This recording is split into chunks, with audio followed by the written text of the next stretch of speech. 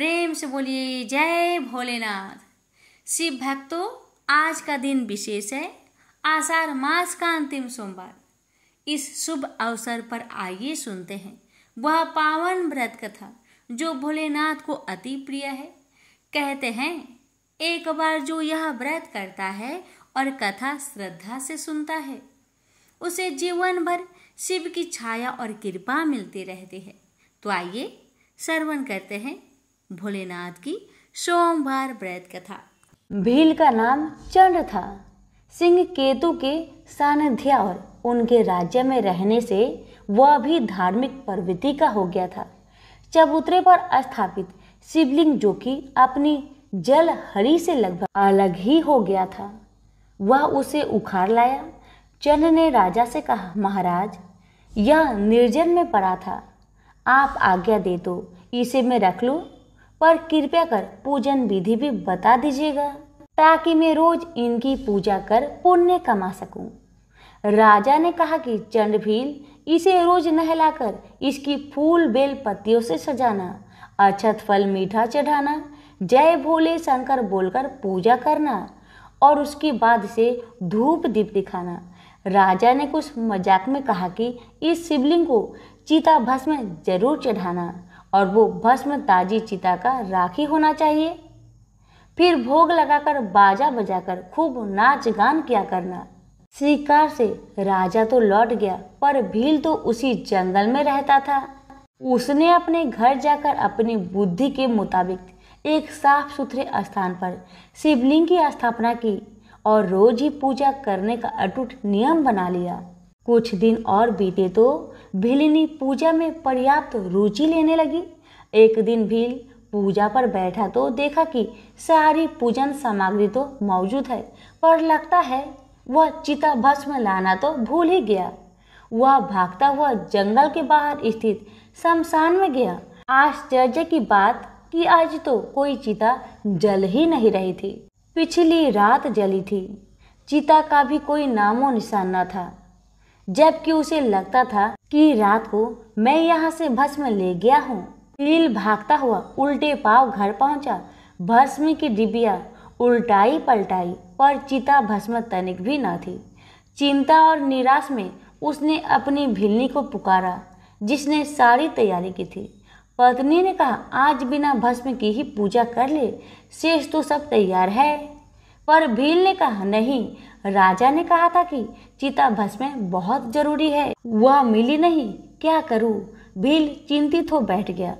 भील ने भीलनी से कहा, प्रिय, यदि मैं आज पूजा न कर पाया तो मैं जिंदा न रहूंगा। मेरा मन बहुत दुखी है और चिंतित है। भीलनी ने भील को इस तरह चिंतित देख एक उपाय सुझा। भील ना माना। बहुत विवाद हुआ। भीलनी ने कहा, मैं अपने पति देव और देवों के देव महादेव की काम आने के इस अवसर को न छोड़ूंगी। भीलनी की जिद पर भील मान गया। भीलनी ने स्नान किया, घर में आग लगाई, घर की 3 बार परिक्रमा की, भगवान का ध्यान किया और भोलेनाथ का नाम लेकर जलते हुए घर में घुस गई। ज्यादा समय न बीता कि शिव भक्ति में लीन वह भीलनी जलकर भस्म हो गई। भील ने भस्म उठाया, भली भांति भगवान भूतनाथ का पूजन किया। शिव भक्ति में घर सहित घरवाली खो देने का कोई दुख तो भील के मन में था नहीं। सो पूजा के बाद बड़े उत्साह से अपनी भीलनी को प्रसाद लेने के लिए आवाज दी, लेकिन अचानक पूजा के बाद बड़े उत्साह से उसने भीलनी को प्रसाद लेने के लिए आवाज दिया। क्षण के भीतर ही उसकी पत्नी समीप बने घर से आती दिखाई दी। जब वह उसके पास आई तो तभी भील को ख्याल आया कि मेरा घर और मेरी पत्नी जलकर भस्म हो गई थी। तो उसने पूछा, यह कैसे हुआ? तुम कैसे जीवित बची? तुम कैसे आई? यह घर कैसे वापस बन गया? भीलनी ने सारी कथा कह सुनाई।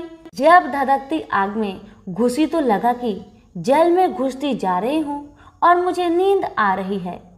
जागने पर देखा कि मैं घर में ही हूँ और आप प्रसाद के लिए आवाज लगा रहे थे। प्रेम से बोलिए उमापति शंकर भगवान की जय। समय पार्वती ने पूछा, हे महादेव जी, किस ज्ञान के बल से आपको संसार के सब लोग शिव कहकर पूजते हैं? मृगछाला ओढ़े, सब अंगों में शमशान की विभूति लगाए, गले में सर्प और नर मुंडों की माला पहने हुए हो, इसमें तो कोई भी पवित्र नहीं है, फिर आप किस ज्ञान से पवित्र माने जाते हैं? ये आप कृपा करके कहिए। श्री महादेव जी बोले, हे प्रिय, सुनो, गीता ज्ञान को हृदय में धारण करने से मैं पवित्र माना जाता हूँ और इस ज्ञान से मुझे बाहर के कर्म नहीं व्यापते। तब पार्वती जी ने कहा, हे भगवान, जिस गीता ज्ञान की आप ऐसी स्तुति करते हैं, उसके श्रवण करने से कोई कृतार्थ भी हुआ है? तब महादेव जी ने कहा, इस ज्ञान को सुनकर बहुत से जीव कृतार्थ हुए हैं और आगे भी होंगे।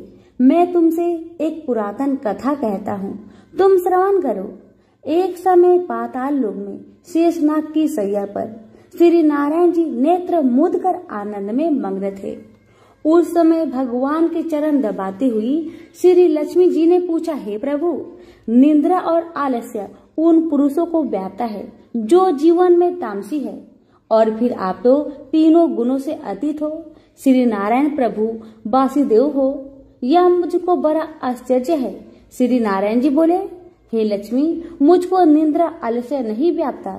एक शब्द रूप जो भगवत गीता है, जिसमें जो ज्ञान है, उसके आनंद में मग्न रहता हूँ, जैसे यह गीता शब्द रूप अवतार है। इस गीता में यह अंग है, प्रथम 5 अध्याय मेरा मुख है, द्वितीय 5 अध्याय मेरा भुजा है, 11वां अध्याय मेरा हृदय है और मन है, 16वां अध्याय मेरा उदर है, 17वां अध्याय मेरी जंघा है, 18वां अध्याय मेरे चरण है। गीता के सब श्लोक मेरी नाड़ियां हैं और जो गीता के अक्षर है वही मेरे रोम है। ऐसा मेरा शब्द रूपी जो गीता ज्ञान है, उसी के अर्थ में हृदय में विचार करता हूँ और शब्द आनंद को प्राप्त करता हूँ। लक्ष्मी जी बोली, हे श्री नारायण जी, जब श्री गीता ज्ञान को सुनकर बहुत से जीव कृतार्थ हुए हैं, सो तू श्रवण कर। शूद्र वर्ण का एक चांडाल था, तेल लवण का व्यापार करता था। एक दिन वह बकरी चराने को वन में गया और वृक्षों के पत्ते तोड़ने लगा। वहां उसे एक सर्प ने डस लिया, जिससे उसके तत्काल प्राण निकल गए। मरकर उसने बहुत नरक भोगकर बैल का जन्म पाया। उस बैल को एक भिक्षुक ने मोल लिया। वह भिक्षुक उस पर चढ़कर सारा दिन मांगता फिरता। तो कुछ भिक्षा मांगकर लाता, वह अपने कुटुंब के साथ बैठकर खा लेता। वह बैल सारी रात द्वार पर बंधा रहता, उसके खाने पीने की कमी भी खबर न लेता। कुछ थोड़ा सा भूसा उसके आगे डाल देता। जब दिन चढ़े तो फिर बैल पर चढ़कर भीख मांगने निकल पड़ता।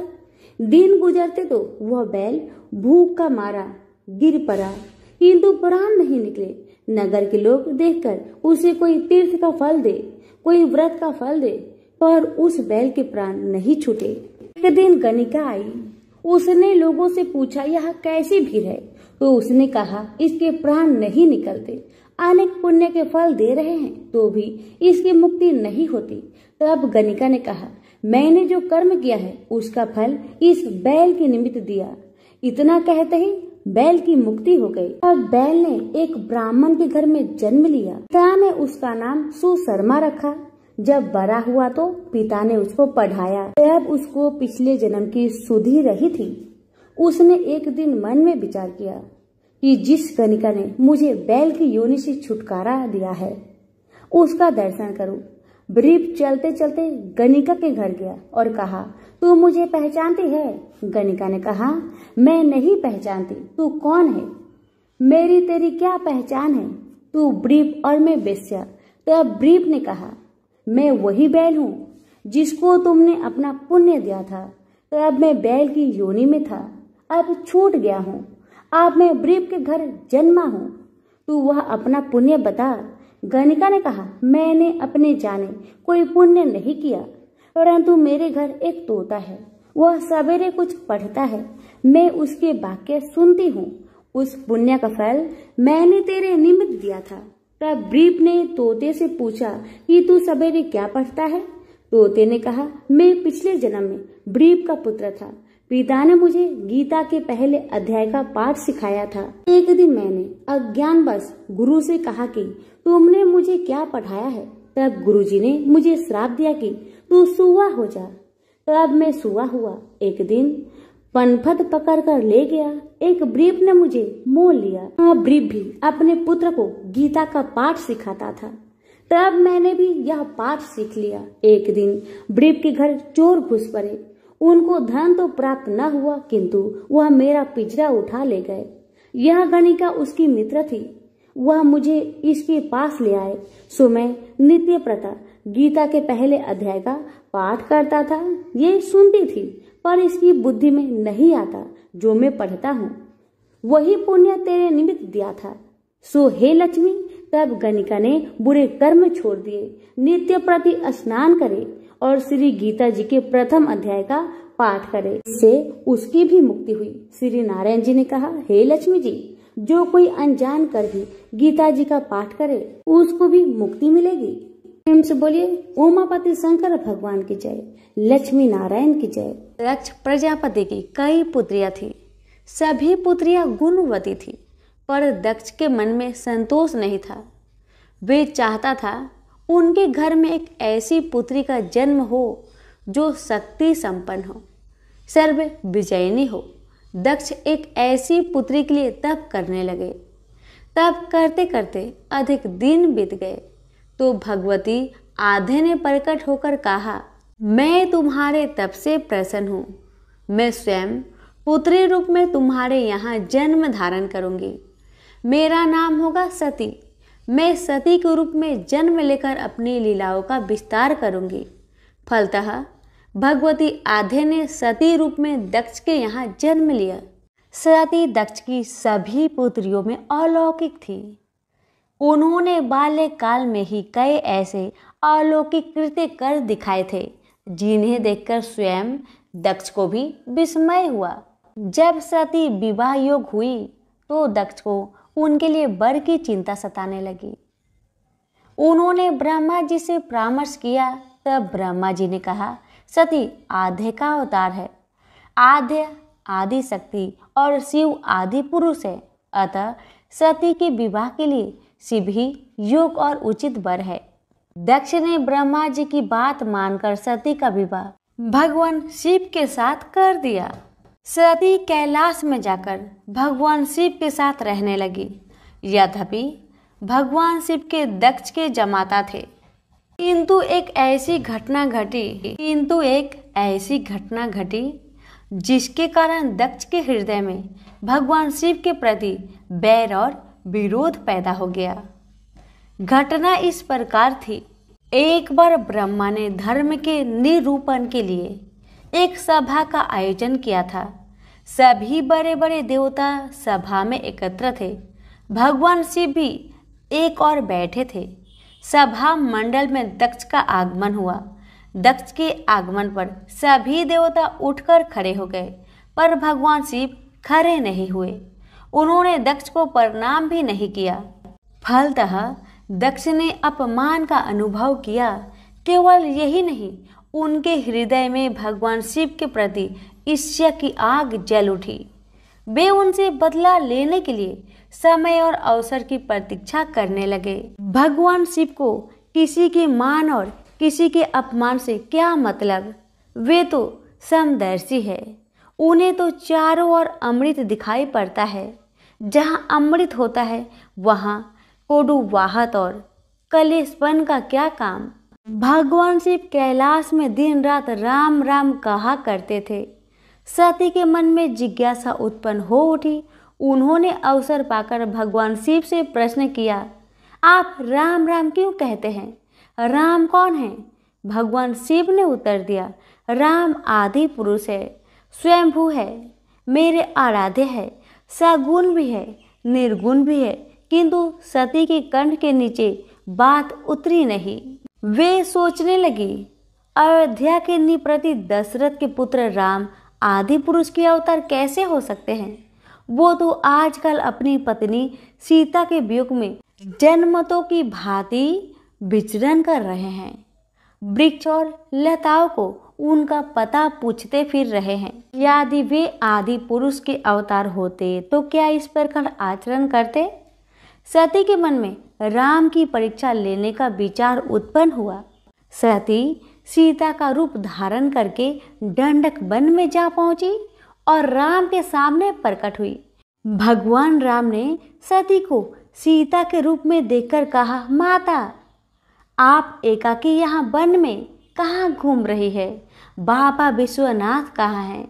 राम का प्रश्न सुनकर सती को कुछ उत्तर देते न बना। वे अदृश्य हो गई और मन ही मन पश्चाताप करने लगी कि उन्होंने व्यर्थ ही राम पर संदेह किया। राम सचमुच आदि पुरुष के अवतार है।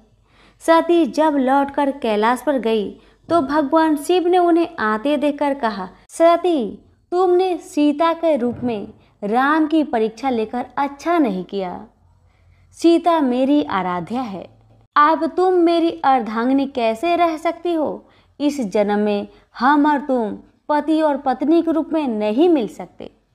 शिव जी का कथन सुनकर सती अत्यधिक दुखी हुई, पर अब क्या हो सकता था? शिव जी के मुख से निकली हुई बात असत्य कैसे हो सकती थी? शिव जी समाधित हो गए। सती दुख और पश्चाताप की लहरों में डूब उतरने लगी। उन्हीं दिनों सती के पिता कनखल में बहुत बड़ा यज्ञ कर रहे थे। उन्होंने यज्ञ में सभी देवताओं और मुनियों को आमंत्रित किया था, किंतु शिव जी को आमंत्रित नहीं किया था, क्योंकि उनके मन में शिव जी के प्रति ईर्ष्या थी। सती को जब यह ज्ञात हुआ कि उसके पिता ने बहुत बड़ी यज्ञ की रचना की है, तो उनका मन यज्ञ के समारोह में सम्मिलित होने के लिए बेचैन हो उठा। शिव जी समाधित थे। आता वे शिव जी से अनुमति लिए बिना ही वीरभद्र के साथ अपने पिता के घर चली गई। कहीं कहीं सती के पिता गृह जाने की घटना का वर्णन एक दूसरे रूप में इस प्रकार मिलता है। एक बार सती और शिव कैलाश पर्वत पर बैठे हुए परस्पर वार्तालाप कर रहे थे। उसी समय आकाश मार्ग से कई विमान कनखल की ओर जाते हुए दिखाई पड़े। सती ने उन विमानों को देखकर भगवान शिव से पूछा, प्रभु ये सभी विमान किसके हैं और कहाँ जा रहे हैं? भगवान शंकर ने उत्तर दिया, आपके पिता ने यज्ञ की रचना की है। देवता और देवगणाएं इन विमानों में बैठकर उसी यज्ञ में सम्मिलित होने के लिए जा रहे हैं। सती ने दूसरा प्रश्न किया, क्या मेरे पिता ने आपको यज्ञ में सम्मिलित होने के लिए नहीं बुलाया? भगवान शंकर ने उत्तर दिया, आपके पिता मुझसे बैर रखते हैं, फिर भी मुझे क्यों बुलाने लगे? सती मन ही मन सोचने लगी, फिर बोली, यज्ञ के अवसर पर अवश्य मेरी बहनें आएंगी। उनसे मिले हुए बहुत दिन हो गए हैं। यदि आपकी अनुमति हो तो मैं भी अपने पिता के घर जाना चाहती हूँ। यज्ञ में सम्मिलित हो लूंगी और बहनों से भी मिलने का सुअवसर मिलेगा। भगवान शिव ने उत्तर दिया, इस समय वहाँ जाना उचित नहीं होगा। आपके पिता मुझसे जलते हैं, हो सकता है वो आपका भी अपमान करे। बिना बुलाए किसी के घर जाना उचित नहीं होता। भगवान शिव ने उत्तर दिया, हाँ, विवाहिता लड़की को बिना बुलाए पिता के घर नहीं जाना चाहिए, क्योंकि विवाह हो जाने पर लड़की अपने पति की हो जाती है। पिता के घर से उसका संबंध टूट जाता है। किंतु सती पीहर जाने के लिए हठ करती रही, अपनी बात बार बार दोहराती रही। उनकी इच्छा देखकर भगवान शिव ने पीहर जाने की अनुमति दे दी। उनके साथ अपना एक गण भी कर दिया। उस गण का नाम वीरभद्र था। सती वीरभद्र के साथ अपने पिता के घर गई, किंतु उनसे किसी ने प्रेम पूर्वक वार्तालाप नहीं किया। दक्ष ने उन्हें देखकर कहा, तुम क्या यहाँ मेरा अपमान कराने आई हो? अपनी बहनों को तो देखो, वे किस प्रकार भांति भांति के अलंकारों और सुंदर वस्त्रों से सुसज्जित है। तुम्हारे शरीर पर मात्र बाघंबर है। तुम्हारा पति शमशानवासी और भूतों का नायक है। वह तुम्हारे बाघांबर छोड़कर और पहना ही क्या सकता है। दक्ष के कथन से सती के हृदय में पश्चाताप का सागर उमड़ पड़ा। वे सोचने लगी, उन्होंने यहाँ आकर अच्छा नहीं किया। भगवान ठीक ही कह रहे थे, बिना बुलाए पिता के घर भी नहीं जाना चाहिए। पर अब क्या हो सकता है, अब तो आ ही गई हूँ। पिता के कटु और अपमानजनक शब्द सुनकर भी सती मौन रही। वे उस यज्ञ मंडल में गई जहाँ सभी देवता और ऋषि मुनि बैठे थे तथा यज्ञ कुंड में धू धू करती जलती हुई अग्नि में आहुतियां डाली जा रही थी। सती ने यज्ञ मंडल में सभी देवताओं के तो भाग देखे, किंतु भगवान शिव का भाग नहीं देखा। वे भगवान शिव का भाग न देखकर अपने पिता से बोली, पितृश्रेष्ठ, यज्ञ में तो सबके भाग दिखाई पड़ रहे हैं, किंतु कैलाशपति का भाग नहीं है। आपने उनका भाग क्यों नहीं दिया? दक्ष ने गर्व से उत्तर दिया, मैं तुम्हारे पति कैलाश को देवता नहीं समझता। वह तो भूतों का स्वामी, नग्न रहने वाला और हड्डियों की माला धारण करने वाला है। वह देवताओं की पंक्ति में बैठने योग्य नहीं है। उसे कौन भाग देगा? सती के नेत्र लाल हो उठे, उसकी भौवें कुटिल हो गई, उनका मुखमंडल प्रलय के सूर्य की भांति तेजोदीप्त हो उठा। उन्होंने पीड़ा से तिल मिलाते हुए कहा, ओह, मैं इन शब्दों को कैसे सुन रही हूँ? मुझे धिक्कार है। देवताओं, तुम्हें भी धिक्कार है।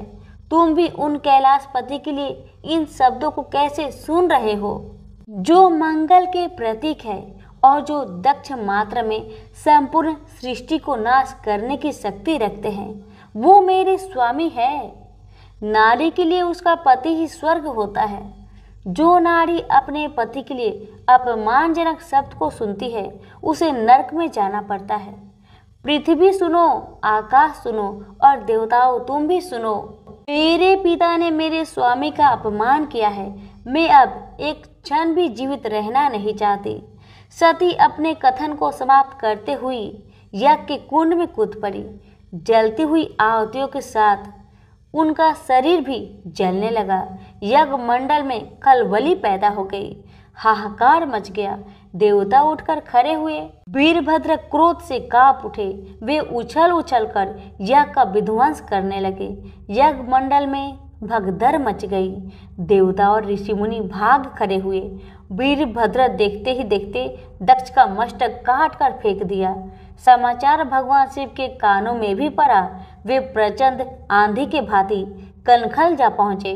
सती के जलते हुए शरीर को देखकर भगवान शिव ने अपने आप को भूल गए। सती की प्रेम और उनकी भक्ति ने शंकर के मन को व्याकुल कर दिया, जिन्होंने काम पर भी विजय प्राप्त की थी और जो सारी सृष्टि को नष्ट करने की क्षमता रखते थे। वे सती के प्रेम में खो गए, बेसुध हो गए। भगवान शिव ने जनमत की भांति सती के जले हुए शरीर को कंधे पर रख लिया। वे सभी दिशाओं में भ्रमण करने लगे।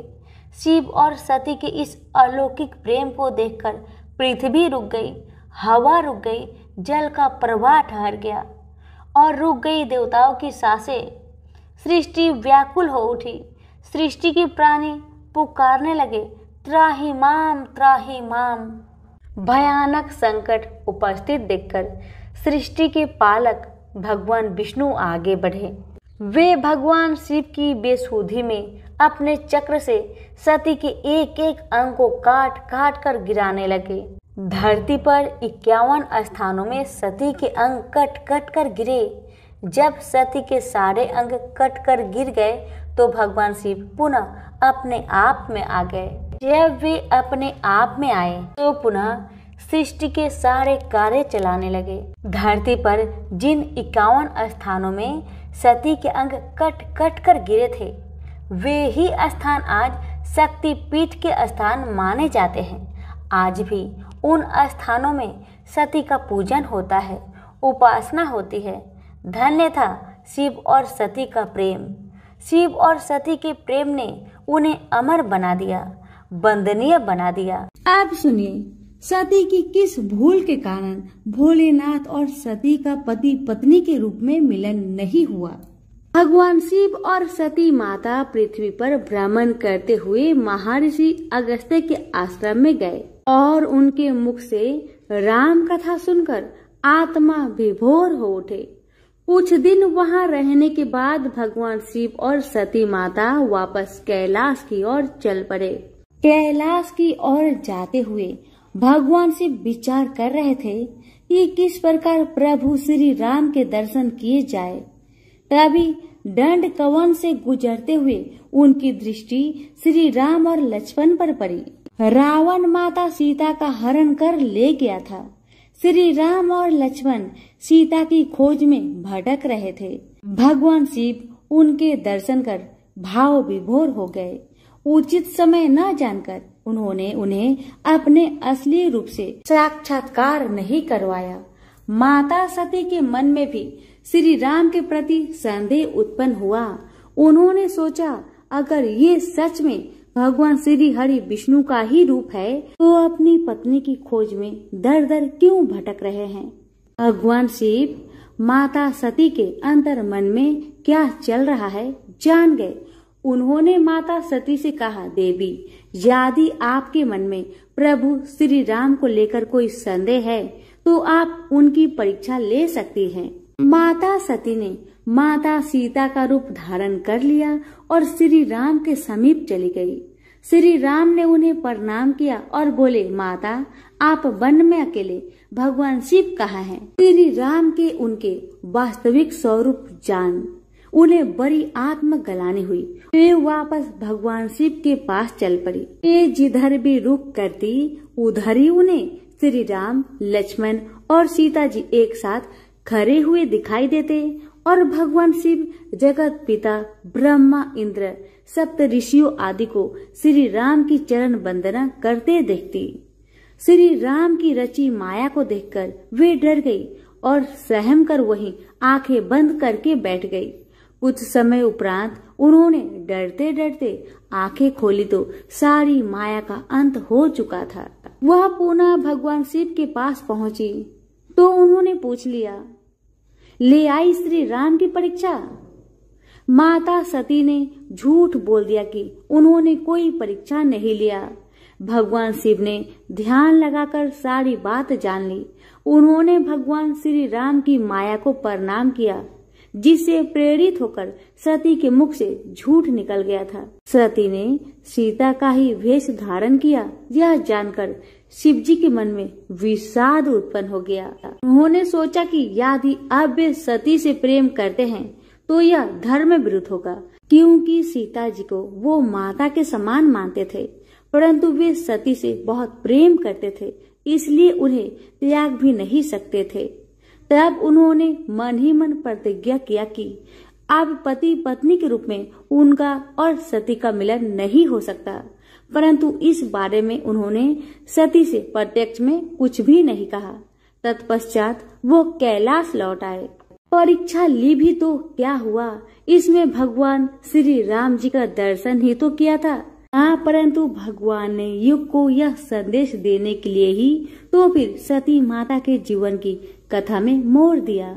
भगवान भोलेनाथ एवं सती माता ने अपने जीवन पर इस कथा को घटाकर यही तो संदेश दिया है कि नारी का प्रथम धर्म है पतिव्रत धर्म का पालन करना, अपने पति देव की अधीनता एवं आज्ञा में रहना, अपने प्रथम वर्ष अपने सहज धर्म का पालन करना। इसे छोड़कर भगवान के भी दर्शन करने जाए तो वह भगवान को स्वीकार नहीं। सती माता ने वह शरीर त्यागा था फिर पार्वती बनकर अपने प्रियतम भगवान भूतनाथ की सेवा के अलावा कोई कामना नहीं रखी। राजमहलों के ऐश्वर्य को ठुकरा दिया तथा अभाव में रहकर सदैव के लिए पार्वती जी भगवान की अर्धांगिनी बनकर फिर युग युगांतर तक अपने सहज धर्म का पालन करती रही। भगवान भोलेनाथ जी के पास चाहे संसार के कृत्रिम सुख सुविधाओं ऐश्वर्य का अभाव है, परंतु उनके पास प्रकृति रूप परमेश्वरी पार्वती जी सदा सदा निवास करती है। अब क्योंकि भगवान के पास भाव है, ब्रह्म भाव है, सच्चा, अच्छा और युग के अनुरूप प्रथम धर्म सहज धर्म के पालन का सहज भाव है, तभी तो भगवान भोलेनाथ भक्तों पर बड़ी जल्दी प्रसन्न हो जाते हैं, क्योंकि भक्तों का कल्याण करना भगवान का सहज धर्म है। सभी प्रेम से बोलिए उमापति शंकर भगवान की जय।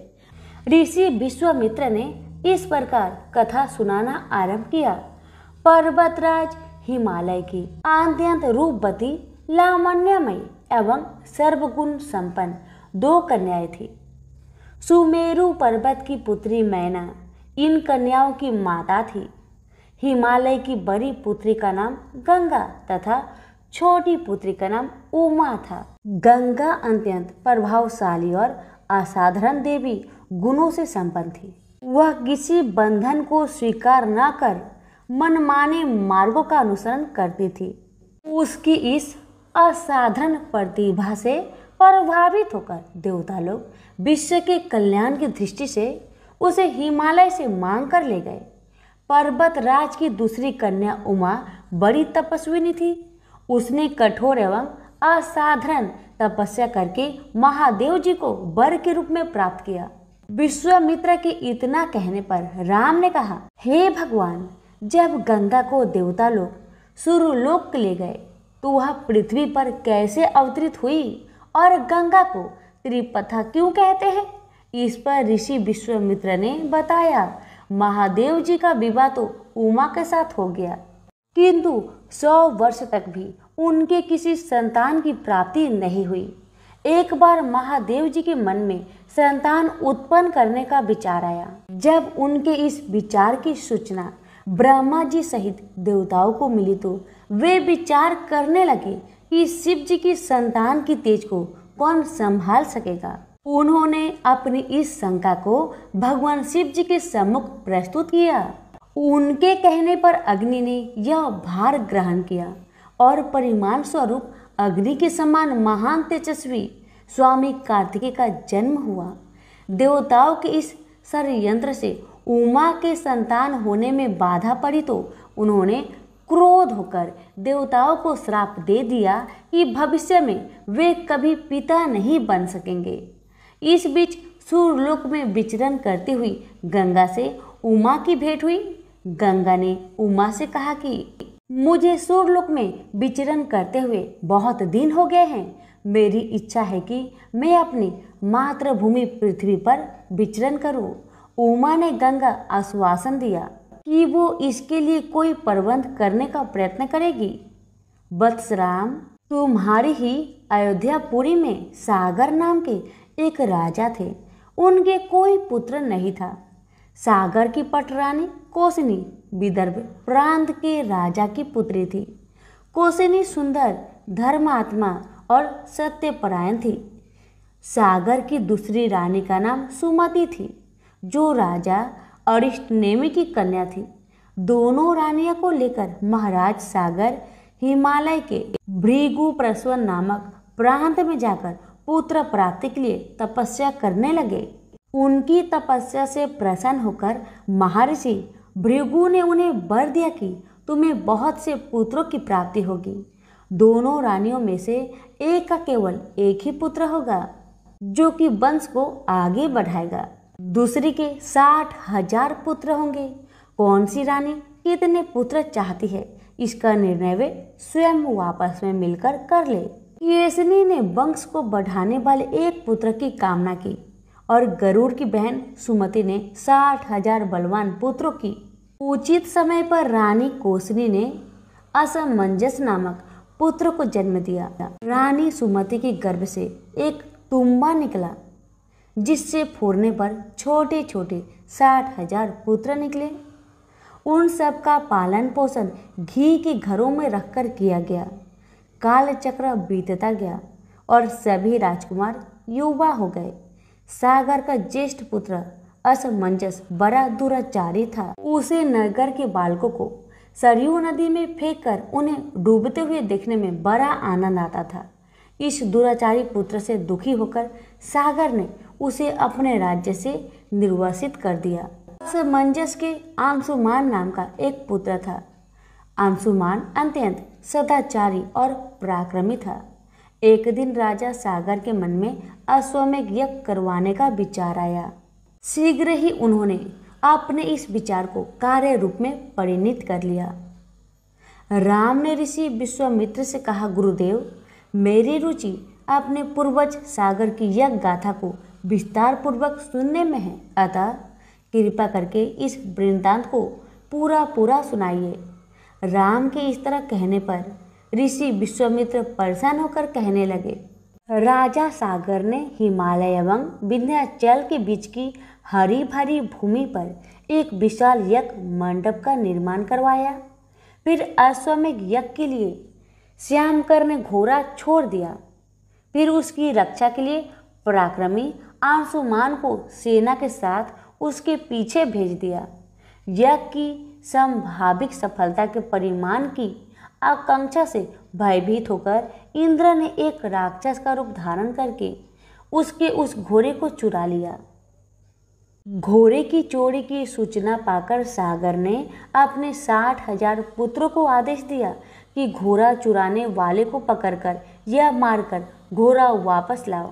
पूरी पृथ्वी में खोजने पर भी जब घोड़ा नहीं मिला तो इस आशंका से कि किसी ने घोड़े को तय खाने में न छुपा रखा हो, सागर के पुत्रों ने संपूर्ण पृथ्वी को खोदना आरंभ कर दिया। उनके इस कार्य से असंख्य भूमितल निवासी प्राणी मारे गए। खोदते खोदते वे पाताल तक जा पहुंचे। उनके इस नृशंस कृत्य की देवताओं ने ब्रह्मा जी से शिकायत की तो ब्रह्मा जी ने कहा कि ये राजकुमार क्रोध एवं मद में अंधे होकर ऐसा कर रहे हैं। पृथ्वी की रक्षा कर दायित्व कपिल पर है, इसलिए वे इस विषय में कुछ न कुछ अवश्य करेंगे।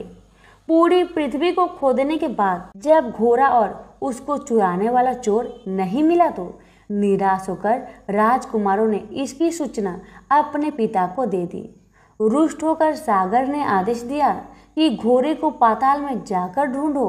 पाताल में घोड़े को खोजते खोजते वे सनातन वासुदेव कपिल आश्रम में पहुंच गए। उन्होंने देखा कपिल देव आंखें बंद किए बैठे हैं और उन्हीं के पास यज्ञ का वह घोड़ा बंधा हुआ है। उन्होंने कपिल मुनि को घोड़े का चोर समझकर उनके लिए अनेक दुर्वचन कहे और उन्हें मारने के लिए दौड़े। सागर के इन कुकृत्यों से कपिल मुनि की समाधि भंग हो गई। उन्होंने क्रोध होकर सागर के उन सब पुत्रों को भस्म कर दिया। जब महाराज सागर को बहुत दिनों तक अपने पुत्र की सूचना नहीं मिली तो उन्होंने अपने तेजस्वी पौत्र अंशुमान को अपने पुत्रों के साथ घोड़े का पता लगाने के लिए आदेश दिया। वीर अंशुमान शस्त्र शास्त्रों से सुसज्जित होकर उसी मार्ग से पाताल की ओर चल पड़ा जिसे उसके चाचाओं ने बनाया था। मार्ग में जो भी पूजनीय ऋषि मुनि मिले उनका यथोचित सम्मान करके अपने लक्ष्य के विषय में पूछता हुआ उस स्थान तक पहुंच गया जहां पर उसके चाचाओं के भस्मीभूत शरीर की राख पड़ी थी और पास ही यज्ञ का घोड़ा चर रहा था।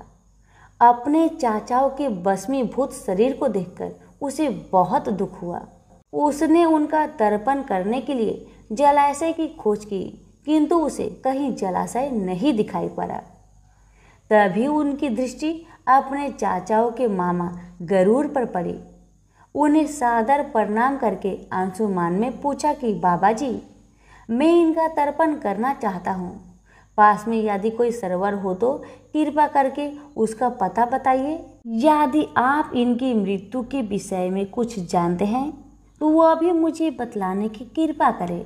गरुड़ जी ने बताया कि किस प्रकार उसके चाचाओं ने कपिल मुनि के साथ उद्दंड व्यवहार किया था, जिसके कारण कपिल मुनि ने उन सबको भस्म कर दिया।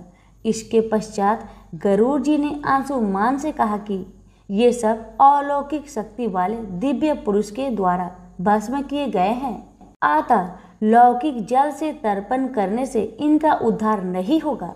केवल हिमालय की ज्येष्ठ पुत्री गंगा के जल से ही तर्पण करने पर इनका उद्धार संभव है।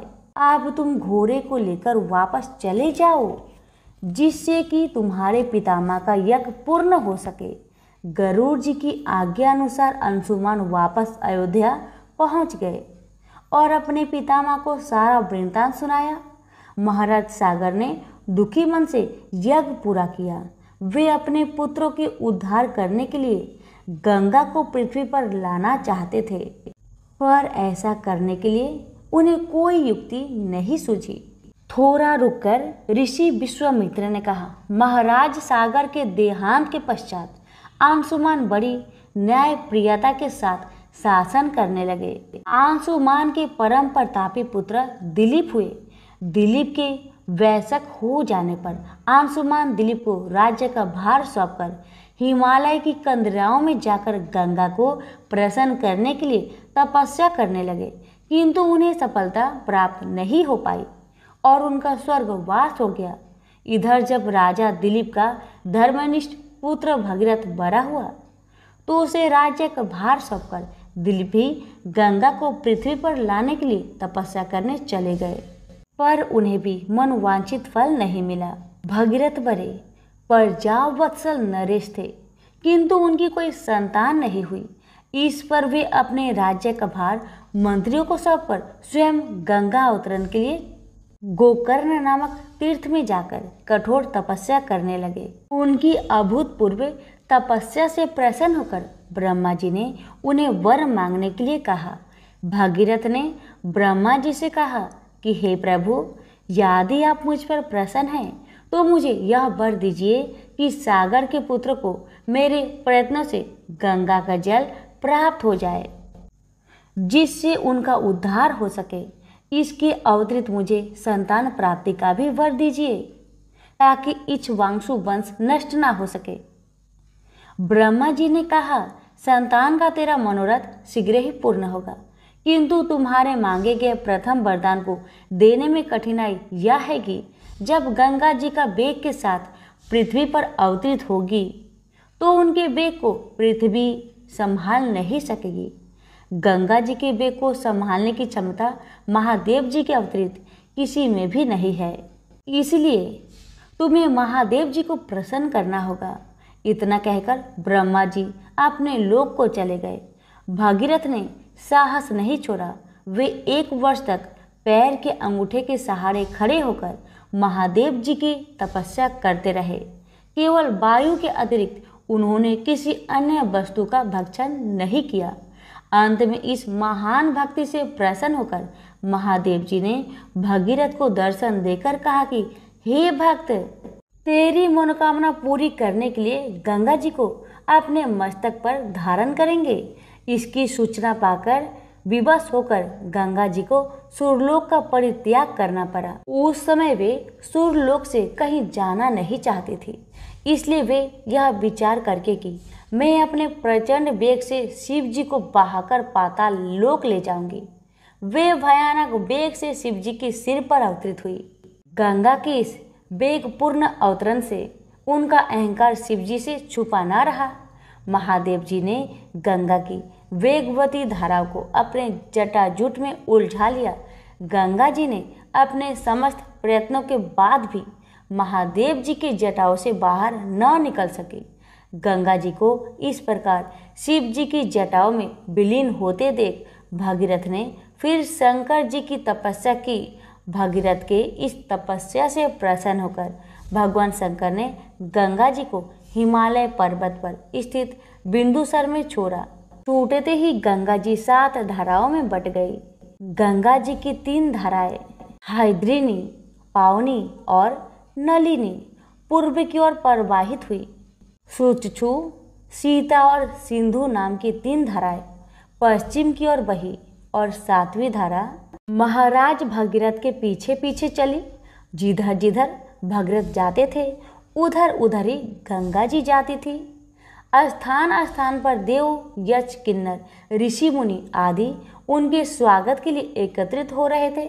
जो भी उस जल का स्पर्श करता था भव बाधाओं से मुक्त हो जाता था। चलते चलते गंगा जी उस स्थान पर पहुंची जहां ऋषि जहनु यज्ञ कर रहे थे। गंगा जी ने अपने वेग से उनकी यज्ञशाला को संपूर्ण सामग्री के साथ बहाकर ले जाने लगी। इससे ऋषि को बहुत क्रोध आया और उन्होंने क्रोध होकर गंगा का सारा जल पी लिया। यह देखकर समस्त ऋषि मुनियों को बड़ा विस्मय हुआ और वे गंगा जी को मुक्त करने के लिए उनकी स्तुति करने लगे। उनकी स्तुति से प्रसन्न होकर जहन्नु ऋषि ने गंगा जी को अपने कानों से निकाल दिया और उन्हें अपनी पुत्री के रूप में स्वीकार कर लिया। तब से गंगा जाह्नवी कहलाने लगी। इसके पश्चात वे भगीरथ के पीछे पीछे चलते समुद्र तक पहुंच गई और वहां से सागर के पुत्रों का उद्धार करने के लिए रसातल में चली गई। उनके जल के स्पर्श से भस्मीभूत हुए सागर के पुत्र निष्पाप होकर स्वर्ग को चले गए। उस दिन से गंगा के 3 नाम हुए, त्रिपथ गंगा, जाह्नवी और भागीरथी। तो प्रेम से बोलिए गंगा मैया की जय। प्राचीन काल में रत्नभद्र नाम से प्रसिद्ध एक धर्मात्मा यक्ष गंधमादन पर्वत पर रहता था। उनके पूर्णभद्र नामक एक पुत्र उत्पन्न हुआ। अंत में अनेक भोगों को भोगकर उस रत्नभद्र ने शिव ध्यान परायण हो परम शांत शिवलोक को प्राप्त किया। पिता के शिवलोक चले जाने पर पूर्णभद्र ने संतानहीन होने से अपनी भार्या कनक कुंडला नाम की यक्षिणी से कहा, प्रिय, मुझे पुत्र के बिना यह राज्य और महल आदि अब शून्य मालूम होता है। कनक कुंडला बोली, प्राणनाथ, आप ज्ञानवान होकर भी पुत्र के लिए खेद क्यों करते हैं? यदि यही इच्छा है तो पुत्र मिलने का उपाय कीजिए। इस जगत में उद्यमी लोगों को क्या दुर्लभ है। जो प्राणी परवंध के भरोसे रहते हैं वह नितांत का पुरुष है, क्योंकि अपना किया हुआ कर्म ही परवंध है और कुछ नहीं। इस कारण प्रतिकूल प्रावंध को शांत करने के लिए समस्त कारणों के भी कारण रूप भगवान शिव की शरण में जाना चाहिए। यदि आप सर्वश्रेष्ठ पुत्र है तो भगवान शिव की शरण ग्रहण कीजिए। अपनी पत्नी की बात सुनकर यशराज ने गीत वाद्य से भगवान शिव का पूजन कर पुत्र की अभिलाषा पूर्ण की। उसका नाम हरिकेश पड़ा। पुत्र उत्पन्न होने की प्रसन्नता से उसने अनेक दान पुण्य किए। जब हरिकेश 8 वर्ष का हुआ तभी से वह खेल धूली बालू का शिवलिंग बनाकर त्रिनादि ध्रुवा से उनका पूजन करता और अपने साथियों को शिव नाम से ही पुकारता था।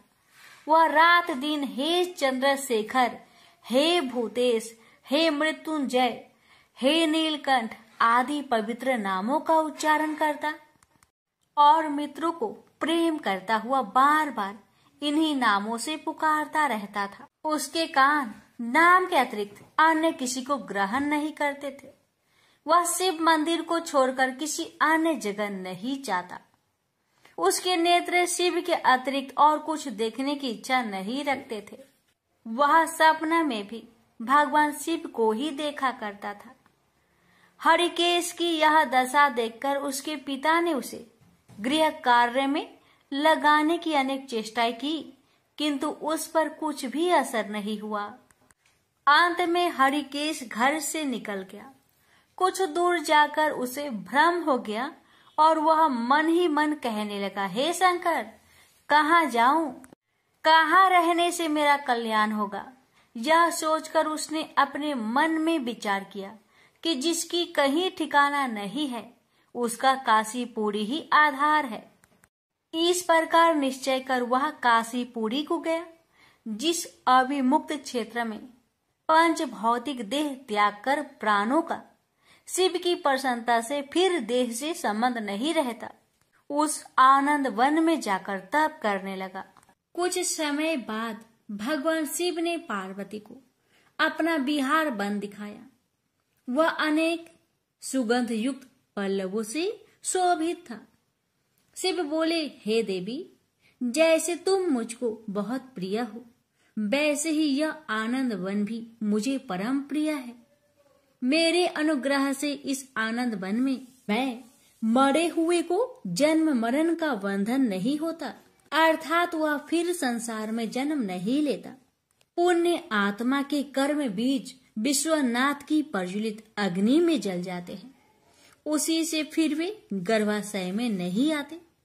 काशीवासी लोगों के देहांत समय में मैं ही तारक ब्रह्म ज्ञान का उपदेश देता हूँ, जिससे वे उसी क्षण मुक्त हो जाते हैं।